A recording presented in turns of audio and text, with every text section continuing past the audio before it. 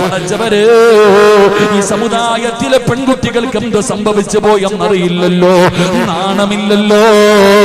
അവസാനം ഒരു കാലഘട്ടം വരുമ്പോ നടുറോഡിൽ കിടന്ന് വ്യഭിചരിക്കുമെന്ന് മുത്തുനബി പറഞ്ഞല്ലോ. അത് ഖിയാമത്ത് നാളിന്റെ അടയാളമാണ്. പക്ഷേ ഇന്ന് പാർക്കുകളിൽ കടന്നു ചെന്നാൽ ഏതെങ്കിലും ഒരു മരത്തിന്റെ ചുവട് കിട്ടിയാ മതിയല്ലോ. പടച്ചവനെ, മാളുകളിൽ കടന്നു ചെന്നിട്ട് ജനങ്ങൾ മുഴുവനും ഒരുമിച്ച് കൂടുന്ന സൂപ്പർ മാർക്കറ്റുകളുണ്ടല്ലോ, മാളുകളുണ്ടല്ലോ. ആ മാളുകളിൽ പോലും എന്റെ പ്രിയപ്പെട്ട ഫർദ ധരിച്ച പെൺകുട്ടികളുണ്ടല്ലോ. പരസ്യമായി നിന്ന് ചെയ്യുന്ന പേക്കൂത്തുകൾ കണ്ടാൽ സഹിക്കാൻ കഴിയില്ലല്ലോ. എന്തേ പെങ്ങളോ ഇങ്ങനെ സംഭവിച്ചു പോയത് എന്തുകൊണ്ടാണ്? എന്തുകൊണ്ടാണ് ഇത്രയും ഈ ഉമ്മത്ത് അതപ്പതിച്ചു പോയതെന്നറിയോ? ഒരൽപ്പം എവിടെയെങ്കിലും കിട്ടിയോ? ആണുങ്ങൾ കാണുന്നുണ്ടോ? നാണമില്ലല്ലോ. വണ്ടികളിൽ കൂടെ പടച്ചവനെ റോഡിലൂടെ പോകുന്ന ബൈക്കുകളിൽ നോക്കിയാൽ ഫർദ ധരിച്ച പെൺകുട്ടികൾ തന്റെ പ്രിയപ്പെട്ട കാമുകനെ തന്റെ മുന്നിലിരിക്കുന്ന മനുഷ്യര് കെട്ടിപ്പിടിച്ചുകൊണ്ട് റബ്ബേ നട റോഡിലൂടെ വണ്ടിയിൽ സഞ്ചരിക്കുന്ന കാഴ്ച കാണുന്നവരാ. കല്യാണ വീടുകളിൽ പോയാൽ പടച്ചവനെ സഹിക്കൂലല്ലോ. നമ്മളിൽ ഒരാൾക്കും ഈമാനുള്ള ഒരു മനുഷ്യനും സഹിക്കാൻ കഴിയാത്ത ഈ ഉമ്മത്തിന് നാണക്കേട് വരുത്തി വെക്കുന്ന, ഈ സമുദായത്തിന് നാണക്കേട് വരുത്തി വെക്കുന്ന രംഗങ്ങളാ സഹോദരാ. എന്റെ പെങ്ങളോട് പറയുന്നു, നീ ജീവിക്കുന്ന ഇന്ത്യ മഹാരാജ്യം, നിനക്ക് എന്ത് വസ്ത്രം വേണമെങ്കിലും ധരിക്കാം, നിനക്ക് എങ്ങനെ വേണമെങ്കിലും ജീവിക്കാം, നിനക്ക് ആരുടെ കൂടെ വേണമെങ്കിലും നടക്കാം. പടച്ചവരെ, ഒരു പെണ്ണ് സമ്മതത്തോടുകൂടി മറ്റൊരുത്തനുമായി ശാരീരികമായി ബന്ധപ്പെട്ടാൽ കേസില്ലാത്ത രാജ്യമല്ലേ. പക്ഷേ പെങ്ങളെ, ഇതുപോലെയുള്ള മോശമായ പ്രവർത്തനങ്ങൾക്ക് പോകുമ്പോ നീ ഒരു ഉപകാരം ചെയ്യുമോ? നീ ഒരു ഉപകാരം ചെയ്യുമോ? ിരിക്കുന്ന ഫർദയെങ്കിലും ഒന്ന് ഊരി മാറ്റു പെണ്ണേ. അങ്ങനെ ഒരു കരുണ കാണിക്കു പെണ്ണേ. എന്തിനായി ഉമ്മത്തിനെ നാണക്കേടുണ്ടാക്കുന്നത്? എന്തിനാണ് അല്ലാഹുവിന്റെ ദീനിന് നീ പേരുദോഷമുണ്ടാക്കുന്നത്? പോകണ്ടവള് പൊക്കോ, പോകണ്ട എന്ന് ഞങ്ങൾ പറയുന്നില്ല. അട്ടയെ പിടിച്ച് മെത്തയിൽ കിടത്തിയാൽ അത് കിടക്കില്ലല്ലോ. അതുകൊണ്ട് സുഖിക്കേണ്ടവര് സുഖിച്ചോ, ആസ്വദിക്കേണ്ടവർ ആസ്വദിച്ചോ. നിങ്ങളെ ഒരു ഉപകാരം ചെയ്യ, നീട്ടിരിക്കുന്ന ഫർദയുണ്ടല്ലോ, അതിനൊരു പുണ്യമുണ്ട് പെണ്ണ്, അതിനൊരു പാരമ്പര്യമുണ്ട് പെണ്ണ്, അതിനൊരു മഹത്വമുണ്ട് പെങ്ങള്. അത് ആയിഷ ബീബി ധരിച്ചതാ, അത് ഖദീജ ബീബി ധരിച്ചതാ, അത് ഫാത്തിമ ബീബി ധരിച്ചതാ, അത് നഫീസത്തുൽ മിസ്രിയ ധരിച്ചതാ, അത് മൈമൂനത്തുൽ മിസ്രിയ ധരിച്ചതാ. പടച്ചവരെ, ലോകത്ത് കടന്നു വന്ന ഒരുപാട് മഗ്നിമാര് ധരിച്ച ഫർദയാ. അതിനെ ചവിട്ടി തേക്കല്ലോ, അതിനെ നാണം കെടുത്തല്ലോ, അതിനെ തരം താഴ്ത്തല്ലോ. എന്റെ പ്രിയപ്പെട്ട ചെറുപ്പക്കാരാ, ഉസ്താദേ, നിങ്ങൾ എന്ത് പറഞ്ഞാലും ഞാൻ എന്റെ മോഡലുകൾ മാറില്ലല്ലോ. ചെറുപ്പക്കാരാ, ഔറത്ത് തുറന്നുകൊണ്ടിട്ട് നടക്കല്ലേടാ. എത്രയോ ജനങ്ങൾ റോഡിലൂടെ നടന്നു പോകുന്നവരാ, അവരെ നീ ഔറത്ത് കാണിക്കല്ലോ, അവരെ കൂടെ നരകത്തിലേക്ക് കൊണ്ടുപോകല്ലോ. ഇല്ല ഉസ്താദേ, എന്ത് പറഞ്ഞാലും ഞങ്ങൾ ഇഷ്ടപ്പെടുന്നത് പോലെ ജീവിക്കുമെന്ന് പറയുന്ന എന്റെ പ്രിയപ്പെട്ട മുസ്ലിമേ, നിനക്ക് എങ്ങനെ വേണമെങ്കിലും ജീവിക്കാമടോ, എന്ത് തോന്നിവാസം വേണമെങ്കിലും കാണിക്കോ. നിന്നെ തിരുത്താൻ ആരും വരുന്നില്ല, നിന്നെ പിടിച്ചു നിർത്താൻ ആരും വരുന്നില്ല. നിനക്കെല്ലാത്തിനും അവകാശം നിന്റെ രാജ്യത്തുണ്ട്. പക്ഷേ നീ ഖുർആനിലെ ഒരു ആയത്ത് ഓർത്തു വെച്ചോ. ചെയ്യുന്ന എന്റെ പ്രിയപ്പെട്ട ചെറുപ്പക്കാരോട്, എന്റെ പെങ്ങന്മാരോട്, എന്റെ മാതാപിതാക്കളോട് എനിക്ക് പറയാനുള്ളത്, ഈ ആയത്ത് നീ ഒരിക്കലും മറന്നു പോകരുത്. കരിമ്പാറയിൽ എഴുതി വച്ചിരിക്കുന്നത് പോലെ അല്ലാഹുവിന്റെ ഖുർആനിലെ ഈ ആയത്ത് നീ എഴുതി വെച്ചോ. ഇത് ഞാൻ പറഞ്ഞതല്ല, അല്ലാഹ് പറഞ്ഞതാ. ഇത് ഞാൻ പറഞ്ഞതല്ല, അല്ലാഹ് പറഞ്ഞതാ. ഏതായത്തെന്നറിയോ? പണ്ടൊരു മുസ്ലിം സഹാബിയായ മനുഷ്യനുണ്ടല്ലോ, ഒരു ചെറുപ്പക്കാരനായ സ്വഹാബിയുണ്ടല്ലോ, അല്ലാഹുവിന്റെ പരിശുദ്ധമായ ഖുർആൻ മുഴുവനും കാണാതെ പഠിച്ച ഹാഫിദ. ആ ഹാഫിദ ഹാഫിളായ സ്വഹാബി ഉണ്ടല്ലോ, ഒരു ജൂത പെണ്ണിന്റെ ഗ്ലാമർ കണ്ടപ്പോ വീണു പോവുകയാണ്. ഒരു ജൂത പെണ്ണിന്റെ സൗന്ദര്യം കണ്ടപ്പോ, അവളോട് മോഹം തോന്നിയപ്പോ, അവളോട് പ്രേമം തോന്നിയപ്പോ, പടച്ചവനെ തന്റെ ആഗ്രഹം പോയിട്ട് ആ പെണ്ണിനോട് പറഞ്ഞപ്പോ അവള് പറയുന്നു, നീ നിന്റെ മതം കളഞ്ഞ് എന്റെ കൂടെ വന്നാൽ ഞാൻ നിനക്ക് സ്വന്തമാ. കൂടെ പോയ സ്വഹാബികൾ പറയുന്നത് കേൾക്കാതെ അല്ലാഹുവിന്റെ ദീന് വലിച്ചെറിഞ്ഞിട്ട് ആ പെണ്ണിന്റെ കൂടെ കടന്നു പോയ ഒരു ചെറുപ്പക്കാരന്റെ ചരിത്രം നിനക്ക് കാണോ. അല്ലാ, പെണ്ണ് കെട്ടുന്നതിന് വേണ്ടി മതം മാറിയടാ ചെറുപ്പക്കാരോ. അവസാനം ഒരുപാട് കാലം കഴിഞ്ഞു.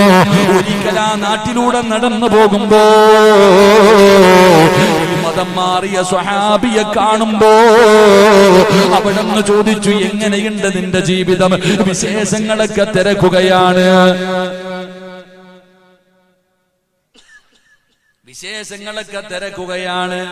അവസാനം ചോദിച്ചു, നീ ഹാഫിളായിരുന്നല്ലോ, അല്ലാഹുവിന്റെ പരിശുദ്ധമായ ഖുർആൻ മുഴുവനും കാണാതെ പഠിച്ചവനായിരുന്നല്ലോ, ഏതെങ്കിലും സൂറത്ത് നിനക്ക് ഓർമ്മയുണ്ടോ?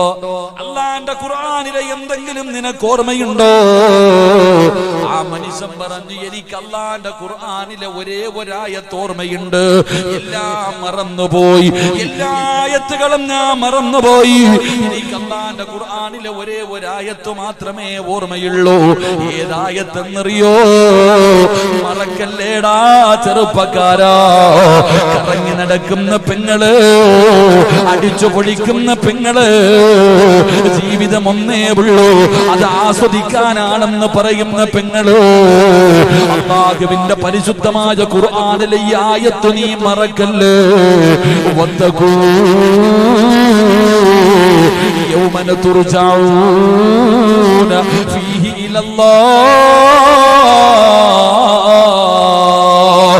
ഏത് മറന്നു പോയാലും ഒരുത്തരും ഈ ആയത്ത് മറക്കരുത്.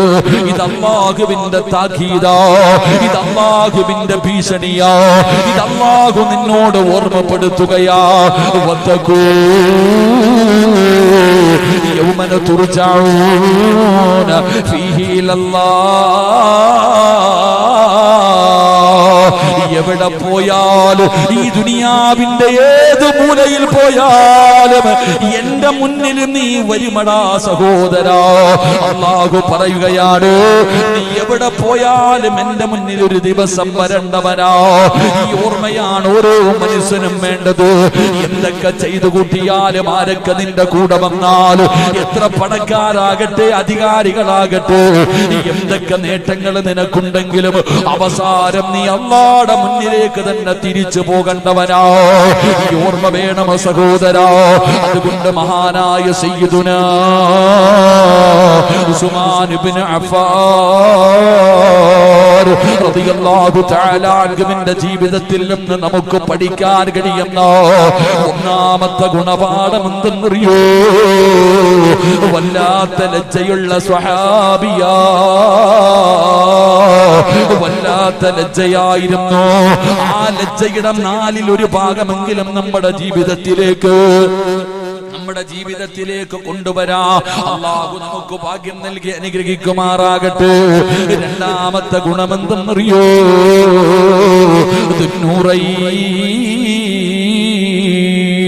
ലോകത്ത് കടന്നു വന്ന ഒരു മനുഷ്യനും കിട്ടാത്ത ഒരു ഭാഗ്യം കിട്ടിയ സ്വഹാബിയാ.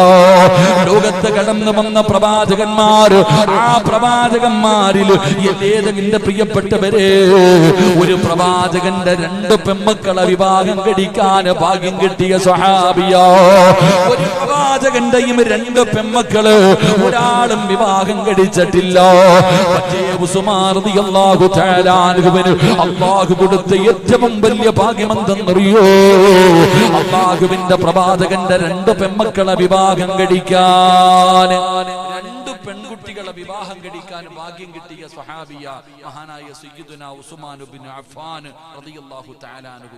2 പെൺമക്കളെ, ഒരു ലോകത്ത് ഒരു പ്രവാചകന്റെയും 2 പെൺമക്കളെ വേറെ ആരും വിവാഹം കഴിച്ചിട്ടില്ല. വേറെ ആർക്കും ആ ഭാഗ്യം കിട്ടിയില്ല. ഉസ്മാൻ റളിയല്ലാഹു തആല അൻഹുവിന് മാത്രമാണ് ആ ഭാഗ്യം. അള്ളാഹുവിന്റെ പ്രവാചകൻ സല്ലല്ലാഹു അലൈഹി വസല്ലമ തങ്ങൾ തന്റെ പ്രിയപ്പെട്ട 2 പെൺമക്കളെ, ചരിത്രം നിങ്ങൾ എടുത്തു നോക്കൂ, ബദരീങ്ങളിൽപ്പെട്ട സ്വഹാബിയാണ് മഹാനായ ഉസ്മാൻ റളിയല്ലാഹു തആല അൻഹു. ഉസ്മാൻ റളിയല്ലാഹു തആല അൻഹുവിന് അള്ളാഹുവിന്റെ പ്രവാചകൻ സല്ലല്ലാഹു അലൈഹി വസല്ലമ തങ്ങളുടെ 2 പെൺമക്കളെ അവിടെ നിന്ന് വിവാഹം കഴിച്ചു കൊടുത്തു. റുഖിയ ബീവി റളിയല്ലാഹു തആല അൻഹ അള്ളാഹുവിന്റെ പ്രവാചകന്റെ മകളെ വിവാഹം കഴിച്ചു കൊടുത്തു. ആദ്യത്തെ മകളെ വിവാഹം കഴിച്ചു കൊടുത്തു. ആ മകള് മരണപ്പെട്ടു. രണ്ടാമത്തെ മകളെയും വിവാഹം കഴിച്ചു കൊടുത്തു. രണ്ടാമത്തെ മകളെയും വിവാഹം കഴിച്ചു കൊടുത്തു. എന്നിട്ട് മുത്തുനബി പറഞ്ഞ വാക്കെന്തെന്നറിയോ? മുത്തുനബി പറഞ്ഞ വാക്കെന്തെന്നറിയോ? എടാ, ആരെങ്കിലും ഒരാള് ഒരു പെണ്ണ് കെട്ടി, ആ പെണ്ണ് മരിച്ചുപോയി, രണ്ടാമതും കെട്ടി മരിച്ചുപോയി, പിന്നെ ആരെങ്കിലും പെണ്ണ് കൊടുക്കുവാന്? അപ്പൊ നമ്മളെന്ത് പറയും? ഓന് പെണ്ണ് വാഴൂല, ഓന് പെണ്ണ് വാഴൂല. എങ്കിൽ നബി സല്ലല്ലാഹു അലൈഹി വസല്ലമ തങ്ങൾ പറഞ്ഞു, ഒരു മകളും കൂടെ എനിക്കുണ്ടായിരുന്നെങ്കിൽ ഞാൻ നിനക്ക് തന്നെ കെട്ടിച്ചു തരും. എനിക്കിനി ഒരു മകള് കൂടെ ഉണ്ടായിരുന്നെങ്കിൽ ഉസ്മാനെ, നിനക്ക് തന്നെ ഞാൻ എന്റെ മകളെ കെട്ടിച്ചു തരും. എന്റെ പ്രിയപ്പെട്ട സഹോദരങ്ങളെ, അള്ളാഹുവിന്റെ പ്രവാചകൻ സല്ലല്ലാഹു അലൈഹി വസല്ലമ തങ്ങൾ ഉസ്മാന് തങ്ങളോട് പറഞ്ഞു കൊടുത്ത ഒരു കാര്യമാണ് നാം മനസ്സിലാക്കേണ്ടത്. എന്റെ പ്രിയപ്പെട്ട സഹോദരങ്ങളെ, ഒരു പ്രവാചകന്റെ 2 പെൺമക്കളെ വിവാഹം കഴിക്കാൻ ഭാഗ്യം കിട്ടിയ സ്വഹാബി, അള്ളാഹുവിന്റെ പ്രവാചകൻ ഒന്നാമത്തെ മകളെ വിവാഹം കഴിച്ചു കൊടുത്തു, രണ്ടാമത്തെ മകളെയും വിവാഹം കഴിച്ചു കൊടുത്തു. ഇനി ഉണ്ടായിരുന്നെങ്കിൽ അതും നിനക്ക് തന്നെ ഞാൻ തരുമായിരുന്നു എന്ന് അള്ളാഹുവിന്റെ പ്രവാചകൻ സല്ലല്ലാഹു അലൈഹി വസല്ലമ തങ്ങൾ പറയണമെങ്കിൽ ജീവിതത്തിൽ പ്രയാസവും ദുരിതങ്ങളൊക്കെ വരും. നിങ്ങൾ മനസ്സിലാക്കേണ്ട ഒരു കാര്യം, പ്രവാചകൻ സല്ലല്ലാഹു അലൈഹി വസല്ലമ തങ്ങളുടെ മകളെ ആദ്യമായിട്ട് വിവാഹം കഴിച്ചത് അബൂജഹലിന്റെ മകനായ ഉത്തൈബയായിരുന്നു. ഉത്തൈബയാണ് ആദ്യമായിട്ട് മുത്തുനബിയുടെ മകളെ വിവാഹം കഴിച്ചത്. പക്ഷേ അള്ളാഹുവിന്റെ പ്രവാചകൻ സല്ലല്ലാഹു അലൈഹി വസല്ലമ തങ്ങൾ പ്രബോധനവുമായിട്ട് കടന്നു ചെന്നപ്പോ മുത്തുനബിയുടെ മകളെ ഉപദ്രവിക്കാൻ തുടങ്ങി. വാപ്പയുടെ മുന്നിലിട്ടുകൊണ്ട് അള്ളാഹുവിന്റെ പ്രവാചകന്റെ പൊന്നുമകളെ ഉപദ്രവിക്കാൻ തുടങ്ങി. റസൂലുള്ളാഹി തങ്ങൾക്ക് സഹിച്ചില്ല. നമ്മൾ മനസ്സിലാക്കേണ്ട ഒരു കാര്യം, ആരാണെങ്കിലും അള്ളാഹുവിന്റെ പ്രവാചകൻ സല്ലല്ലാഹു അലൈഹി വസല്ലമ തങ്ങൾ അബൂജഹലിന്റെ മകനെ ശപിച്ചു എന്ന് ചരിത്രം പഠിപ്പിക്കുകയാണ്. അബൂജഹൽ തന്റെ മകനെ എപ്പോഴും ഓർമ്മപ്പെടുത്തുമായിരുന്നു. നമ്മളൊക്കെ വിവാഹം കഴിക്കും, കെട്ടിയ പെണ്ണിനെ മഹർ കൊടുത്ത് വിവാഹം കഴിച്ച് വീട്ടിൽ കൊണ്ടുവന്നിട്ടിട്ട് തല്ലുന്ന ആണുങ്ങളുണ്ട്. അത് ആണത്തമാണെന്നാ പറയണേ. കെട്ടിയ പെണ്ണിനെ വീട്ടിൽ കൊണ്ടുവന്ന് തല്ലിയിട്ട് പിറ്റേ ദിവസം കൂട്ടുകാരെ കാണുമ്പോൾ പറയും, ഇന്നലെ അവളെ കൊടുത്തറ അടിനാവിക്ക് ചവിട്ടിയിടാ എന്നൊക്കെ പറയുന്നവരുണ്ട്.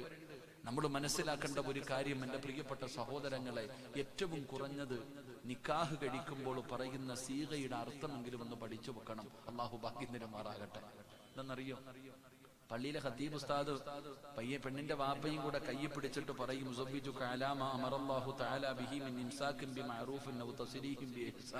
എന്നൊക്കെ പറഞ്ഞിട്ട് പറയണ സീഗയുണ്ടല്ലോ, അതിന്റെ അർത്ഥം ഒന്ന് പഠിച്ചു വെക്കണം. കല്യാണം കഴിക്കാനിരിക്കുന്ന ചെറുപ്പക്കാർ ഏറ്റവും വലിയ കോമഡി അതാ.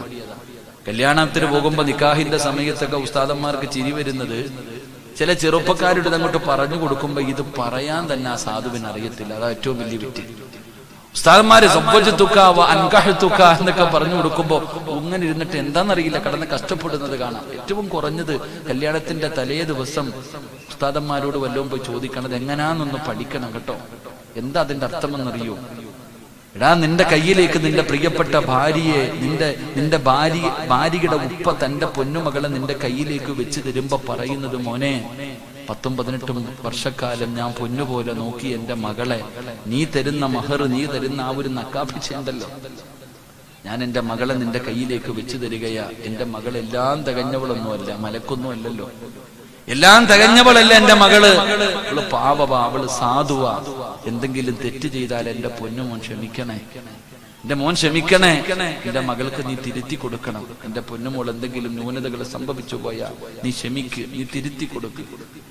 എന്റെ പ്രിയപ്പെട്ടവരെ, ഇനി അദ്ദേഹം പറയുന്നത്, ഇനി എന്റെ മകളെ നിനക്ക് എന്തെങ്കിലും വേണ്ട എന്ന് തോന്നിയാ കെട്ടിത്തൂക്കാനൊന്നും നിൽക്കരുത്, തിരിച്ച് എന്റെ കയ്യിലേക്ക് തന്നെ തരണേന്നാ പറയണേ. എല്ലാം കുലുക്കിയിട്ടാ നീ മേടിച്ചോണ്ട് വരുന്നത്. എന്നിട്ട് കാണിക്കുന്ന എന്താ? കൊണ്ടുവന്ന് നിന്നിട്ട് ഭാര്യയെ വല്ലാത്ത രീതിയിൽ പീഡിപ്പിക്കുന്നവരുടെ കാലം. 1-2 കെട്ടിയിട്ട് നടക്കണവരുണ്ട് ഇവിടൊക്കെ.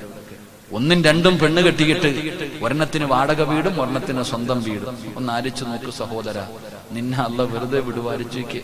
ഇടയ്ക്ക് 4 വരെ കെട്ടാം, അതിൽ കുഴപ്പമൊന്നുമില്ല, അള്ളാന്റെ ദീൻ. പക്ഷെ 4നെയും ഒന്നുപോലെ കാണാൻ പറ്റണം നിനക്കൊണ്ട്. ഒരെണ്ണം നാട്ടിലും ഒരെണ്ണം പുറത്തും കെട്ടിയിട്ടിട്ട് കണ്ണുനീര് കുടിപ്പിക്കുകയാ. അള്ളാഹു കാത്തിരക്ഷിക്കുമാറാകട്ടെ. ഉറക്കപ്പറ, അള്ളാഹു കാത്തിരക്ഷിക്കുമാറാകട്ടെ. അള്ളാഹു നമ്മുടെ കുടുംബ ജീവിതത്തിൽ ഖൈറും ബറക്കത്തും നൽകുമാറാകട്ടെ. അള്ളാഹു നമ്മുടെ ഭാര്യമാരെയൊക്കെ അള്ളാഹു സ്വാലിഹത്തുകളാക്കി തരുമാറാകട്ടെ. ആമീൻ പറ. പറയാൻ മടിയ കേരളത്തിലെ പത്രമൊക്കെ വായിക്കാറുണ്ടോ? കഴിഞ്ഞ ആഴ്ചയാണ് കണ്ണൂർ ജില്ല, ഇവിടെ നിന്ന് ഏറ്റവും അടുത്ത് കിടക്കുന്ന ജില്ലയല്ലേ കണ്ണൂര്. 10-27 കൊല്ലം ഗൾഫിൽ കിടന്ന് കഷ്ടപ്പെട്ടിട്ട് നാട്ടിൽ വന്നൊരു മനുഷ്യൻ പട്ടിണി കിടന്നാ മരിച്ചേ. പോസ്റ്റ്മോർട്ടം ചെയ്തിട്ട് അവര് പറയുന്നു മരണകാരണം ദിവസങ്ങളായി ഭക്ഷണം കഴിച്ചിട്ട് പട്ടിണി കിടന്ന് മരിച്ചു. പെണ്ണും പിള്ളയും മക്കളും തിരിഞ്ഞു നോക്കിയില്ല. അള്ളാഹു നമ്മളെ കാക്കുമാറാകട്ടെ. പണമുണ്ട് എങ്കിൽ പരിസരം ജനനിബിഡമാ, പേക്കൂത്ത് തീർന്നാൽ കൂത്തുകാരൻ മാത്രം. ആരോഗ്യവും പണവും ഉണ്ടെങ്കിൽ എല്ലാരും ഉണ്ടാകും, ഇല്ലെങ്കിൽ ആരും കാണത്തില്ല. അള്ളാഹു കാക്കുമാറാകട്ടെ. അള്ളാഹു നമ്മുടെ ഭാര്യമാരെയൊക്കെ നന്നാക്കി തരുമാറാകട്ടെ. ആമീൻ പറ മനുഷ്യ.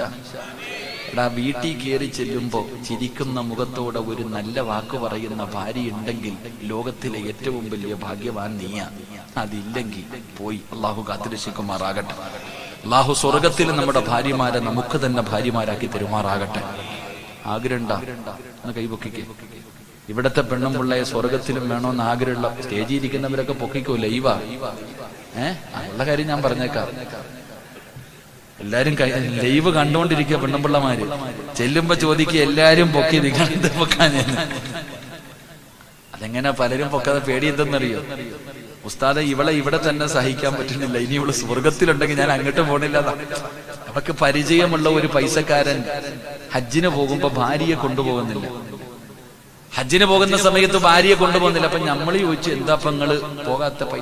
സാമ്പത്തികം ഒന്നും കുഴപ്പമൊന്നുമില്ല ഉസ്താദെ, ഞാൻ പോയിട്ട് വരാം, അവൾ അടുത്ത കൊല്ലം പോട്ടെ. അപ്പൊ ഇങ്ങനെ ഒരുപാട് ഒഴിഞ്ഞു മാറുന്നത് കണ്ടപ്പോ അവസാനം ചോദിച്ചു, എന്താ പ്രശ്നം എന്താണ്? അപ്പോഴാ പറയണേ, ഇവളെയും കൊണ്ട് അവിടെ പോയ ഹജ്ജൊന്നും നടക്കൂല. കാരണം ഇവിടെ തന്നെ പറ്റണില്ല, അവിടെ പോയി കഴിഞ്ഞ. നമ്മൾ മനസ്സിലാക്കേണ്ടത് ഈ ദുനിയാവിലെ ഏറ്റവും ആനന്ദമുള്ളത് കുടുംബജീവിതത്തിലാണ്. ലോകത്ത് വേറെ ഒന്നിനും അത്രയ്ക്ക് സുഖമില്ല. അതാ മനസ്സിലാക്കണ്ടേ. എല്ലാരും ചോദിക്കില്ല എന്തിനാ ഉസ്താദെ പെണ്ണ് കെട്ടണേ? എല്ലാരും ചോദിക്കണേ എന്തിനാ പെണ്ണ് കെട്ടണേ? അല്ല പറഞ്ഞെന്തെന്നറിയോ? പെണ്ണ് കിട്ടിയ സമാധാനം കിട്ടും. അള്ളാഹു ഈമാൻ നൽകുമാറാകട്ടെ. പെണ്ണ് കിട്ടിയ എന്ത് കിട്ടും? എന്ത് കിട്ടും? ഞാൻ എന്നാണോ കെട്ടിയത് അന്നത്തോടെ എന്റെ സമാധാനം പോയെന്ന് എല്ലാരും പറയാം.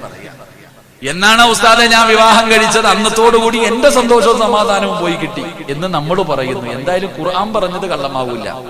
ഖുർആൻ പറഞ്ഞത് സത്യം തന്നെയാണ്. പക്ഷെ നിന്റെ ജീവിതം നന്നാകുന്നില്ലെങ്കിൽ അതിന്റെ കാരണം നിനക്ക് തോന്നുന്നത് പോലെ ജീവിക്കുന്നത് കൊണ്ടാണ്.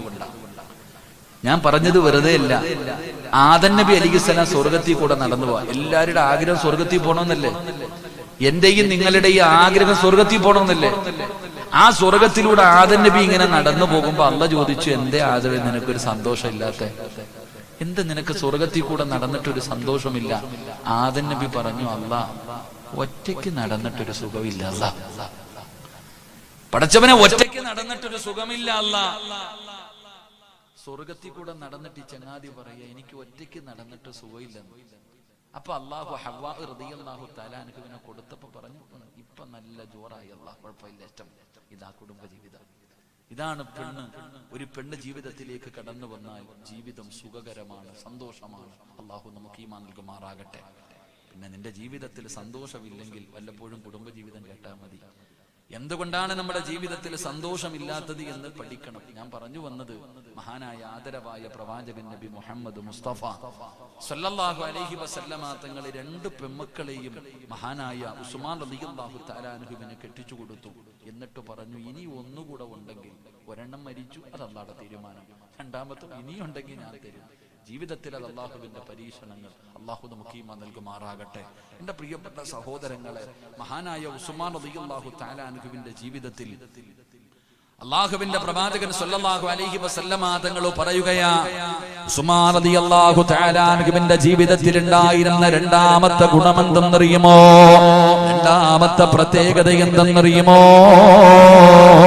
അല്ലാഹുവേ, ലോകത്തൊരു മനുഷ്യനും കിട്ടാത്ത ഭാഗ്യം കിട്ടിയ സ്വഹാബിയാ. ലോകത്തൊരു മനുഷ്യനും കിട്ടാത്ത ഭാഗ്യം കിട്ടിയ സ്വഹാബിയാ. മൂന്നാമത്തെ ഗുണമെന്തെന്നറിയോ? അല്ലാഹുവേ, മഹാനായ മഹാനായ ആദരവായ പ്രവാചകൻ നബി മുഹമ്മദ് മുസ്തഫ സല്ലല്ലാഹു അലൈഹി വസല്ലമ തങ്ങൾ അല്ലാഹുവിന്റെ പ്രവാചകൻ മസ്ജിദുൻ നബവിയിൽ ഇരിക്കുകയാണ്. എന്നിട്ട് അല്ലാഹുവിന്റെ പ്രവാചകൻ അവിടെ നിന്ന് ചോദിച്ചു, സഹാബ, അല്ലാഹുവിന്റെ ദീനിന് സമ്പത്തിന്റെ ആവശ്യമുണ്ട് സ്വഹാബ,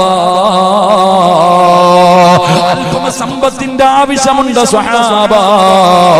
അല്ലാഹുവിന്റെ പ്രവാചകൻ അവിടെ നിന്ന് ചോദിക്കുമ്പോ തന്റെ മുന്നിലിരിക്കുന്ന ആയിരക്കണക്കിന് വരുന്ന സ്വഹാബത്തിന്റെ ഇടയിൽ നിന്ന് മഹാനായ സയ്യിദുനാ ഉസ്മാൻ ഇബ്നു അഫ്ഫാൻ റളിയല്ലാഹു തആല അൻഹു എഴുന്നേറ്റിട്ട് പറയുന്നു, നബിയേ, 100 ഒട്ടകങ്ങളും ആ ഒട്ടകങ്ങളുടെ മുകളിൽ വെക്കുന്ന കട്ടിലുകളും ഞാൻ തരാ നബിയേ. യുദ്ധത്തിന് വേണ്ടി തയ്യാറെടുക്കുന്ന സമയമാണ്. അല്ലാഹുവിന്റെ പ്രവാചകൻ അവിടെ നിന്ന് ചോദിച്ചു, ദീനിനെ സഹായിക്കാൻ ആരുണ്ട്?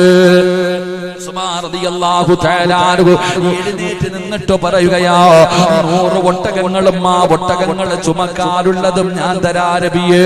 അല്ലാഹുവിന്റെ പ്രവാചകൻ അവിടെ നിന്ന് ദുആ ചെയ്തു. കുറച്ച് സമയം കഴിഞ്ഞു. അല്ലാഹുവിന്റെ റസൂൽ പിന്നെയും ചോദിച്ചു, ഇനി ആരാ തരാറുള്ളത്? നിങ്ങളിൽ ആരാ സഹായിക്കുന്നത്? ആ സമയത്തും മഹാനായ സയ്യിദുനാ ഉസ്മാൻ ഇബ്നു അഫ്ഫാൻ റളിയല്ലാഹു തആല അൻഹു എഴുന്നേറ്റ് നിന്ന് പറയുന്നു, ഞാനുണ്ട് നബിയേ, ഞാൻ തരാ നബിയേ. 200 ഒട്ടകങ്ങളെ കൂടെ തരാ നബിയേ. അല്ലാഹുവിന്റെ പ്രവാചകൻ അവിടെ നിന്ന് ദുആ ചെയ്യുകയാ. കുറച്ച് സമയം കഴിഞ്ഞു മുത്തി നബി പിന്നെയും ചോദിച്ചു, ഇനി ആരാ സഹായിക്കാറുള്ളത്? അപ്പോഴും മഹാനായ സയ്യിദുനാ ഉസ്മാൻ ഇബ്നു അഫ്ഫാൻ റളിയല്ലാഹു തആല അൻഹു എഴുന്നേറ്റിട്ട് പറയുകയാ, 300 ഒട്ടകങ്ങളെ കൂടെ തരാ നബിയേ. ആദ്യം 100 പറഞ്ഞു, പിന്നെ 200 പറഞ്ഞു, പിന്നെ 300 പറഞ്ഞു. സ്വഹാബികൾ പറയുകയാണ്, അല്ലാഹുവിന്റെ പ്രവാചകൻ അങ്ങനെ ചോദിച്ചു കൊണ്ടിരുന്നെങ്കിൽ ഉസ്മാൻ റളിയല്ലാഹു തആല അൻഹു തന്റെ സമ്പത്തുകൾ മുഴുവനും പ്രവാചകൻ ചോദിക്കുമ്പോൾ അവിടെ നിന്ന് കൊടുക്കുമായിരുന്നു. വല്ലാതെ സദഖ ചെയ്യുന്ന സ്വഹാബിയാ, അല്ലാഹുവിന്റെ ദീനിനെ സമ്പത്ത് കൊണ്ട് സഹായിച്ച സ്വഹാബിയാ. എന്റെ പ്രിയപ്പെട്ടവരെ, തബൂക്ക് യുദ്ധത്തിന് വേണ്ടി തയ്യാറെടുക്കുമ്പോ അല്ലാഹുവിന്റെ പ്രവാചകൻ തന്റെ സ്വഹാബത്തിനോട് ചോദിച്ചു, സഹായിക്കുന്നതാരാ? ആ സമയത്താണ് ഉസ്മാൻ റളിയല്ലാഹു തആല അൻഹു 950 ഒട്ടകങ്ങളെ ഞാൻ തരാ നബിയേ. അബ്ബാനിയുടെ സമ്പത്ത് കണ്ടിട്ട് കണ്ണ് തള്ളുന്ന ചെറുപ്പക്കാരാ, അബ്ബാനിയെ പോലെ ആകണമെന്ന് ആഗ്രഹിക്കുന്ന യുവത്വേ, അവനൊന്നും ഉസ്മാൻ തങ്ങളുടെ നാലിലും നല്ലടാ. അല്ലാഹുവിന്റെ പ്രവാചകൻ അവിടെ നിന്ന് സദഖ ചോദിക്കുമ്പോ ഉസ്മാൻ തങ്ങൾ എഴുന്നേറ്റ് നിന്നിട്ട് പറയുന്നു, യാ റസൂലല്ലാഹ്, അല്ലാഹുവിന്റെ നബിയേ, 950 ഒട്ടകങ്ങളെ ഞാൻ തരാ. 950 ഒട്ടകങ്ങളെ ഞാൻ തരാ. എന്നിട്ട് പറയുകയാ, 50 കുതിരകളെ ഞാൻ തരാ നബിയേ. 50 കുതിരകളെ ഞാൻ തരാ. 10,000 സ്വർണ്ണ നാണയം ഞാൻ തരാ നബിയേ. ഉസ്മാൻ തങ്ങളെ ചോദിക്കുമ്പോ, അല്ലാഹുവിന്റെ റസൂൽ ചോദിക്കുമ്പോ പറയുകയാ, 950 ഒട്ടകങ്ങള്, 50 കുതിരകള്, 10,000-ഓളം സ്വർണ്ണ നാണയങ്ങള് അല്ലാഹുവിന്റെ ദീനിന് വേണ്ടി കൊടുക്കാൻ തയ്യാറാവുകയാ. പടച്ചറപ്പേ, എന്റെ പ്രിയപ്പെട്ട സഹോദരങ്ങള്, നമ്മളൊക്കെ മക്കത്തും മദീനത്തും പോകുമ്പോ അതാ ഒരുപാട് കിണറുകൾ കാണുമല്ലോ. ഉസ്മാൻ തങ്ങളുടെ പേരുള്ള ഒരു കിണർ കാണുമല്ലോ. പടച്ചവനെ, റോമ കിണറെന്ന ചരിത്രം പറയുന്ന കിണറാ. ഒരു മുസ്ലിമിന്റെ കയ്യിലായിരുന്നു. മുസ്ലിമീങ്ങൾക്ക് വെള്ളം കോരാൻ ചെല്ലുമ്പോൾ അവിടെ നിന്ന് വല്ലാത്ത പ്രയാസമാ.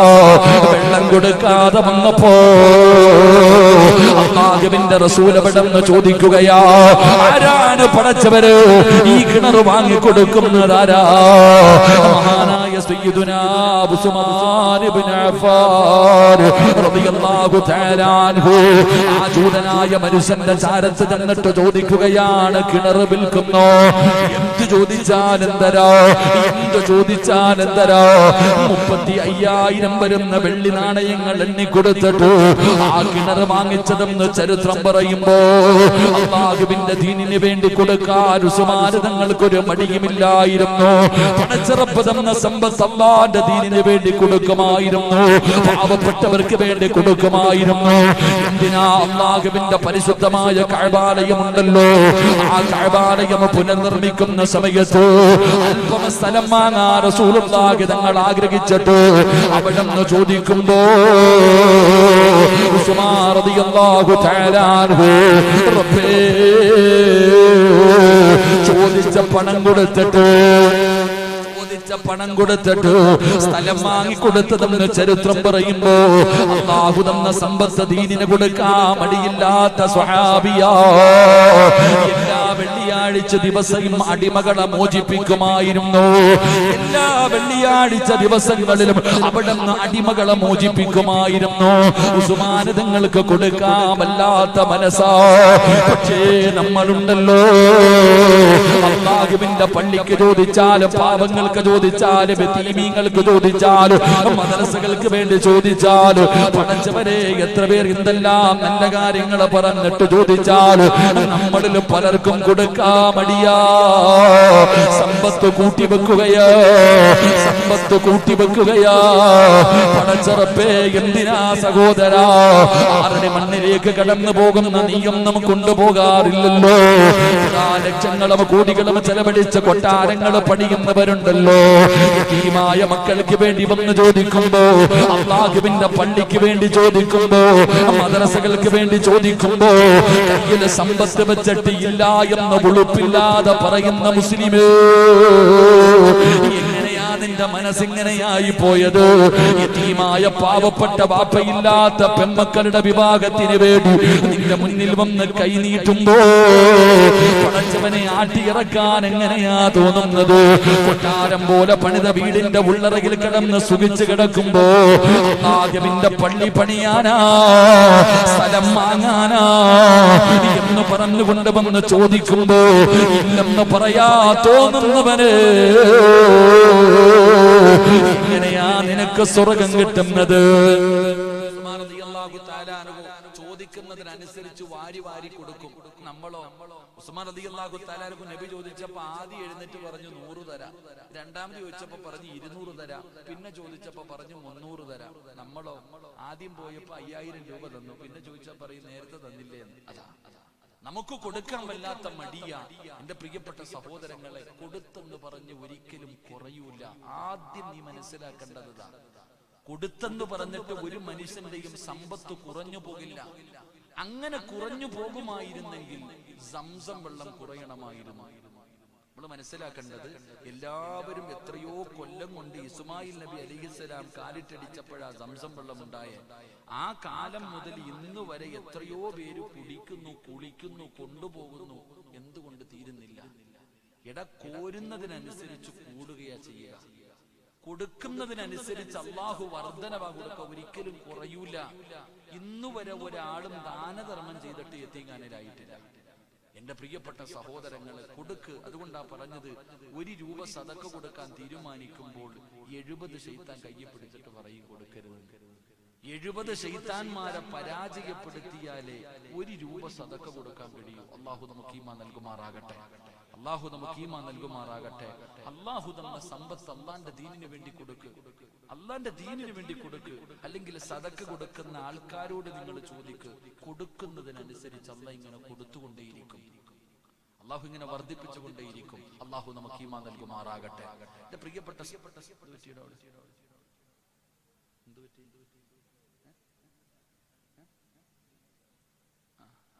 നെറ്റ് പോയോ? ജിയോയെ വിളിക്കണോ? നെറ്റ് പോയെങ്കിൽ പോട്ടല്ലോ. എന്താ പക്ഷെ എന്താ കുഴപ്പമൊന്നും ഇല്ലല്ലോ. തെങ്ങിന്റെ മുകളിൽ കയറണോ? അള്ളാഹു ഈമാൻ നൽകുമാറാകട്ടെ. എന്റെ പ്രിയപ്പെട്ട സഹോദരങ്ങളെ, കൊടുക്കുന്നതിനനുസരിച്ച് അള്ളാഹ് വാരിക്കൂരി തരും. എന്റെ പള്ളിയിൽ, ഞാനിപ്പോ ജോലി ചെയ്യുന്ന പള്ളി, ഇവിടത്തെ ഞാൻ ഈ അടുത്ത അദ്ദേഹത്തിന്റെ വീട്ടിൽ പോയി. 1 കോടി രൂപ കൊടുത്ത് ഞങ്ങളുടെ പള്ളി പണിയാൻ. 1 കോടി രൂപ.